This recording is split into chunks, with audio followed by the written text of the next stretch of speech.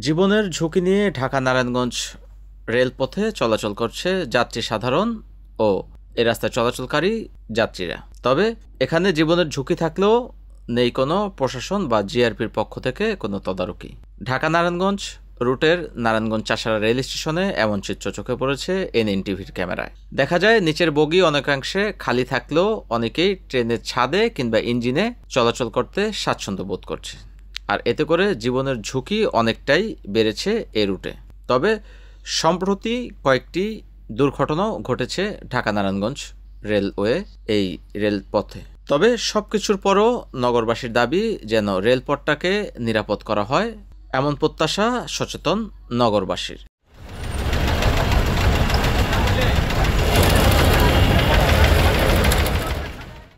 NNTV, Narayanganj.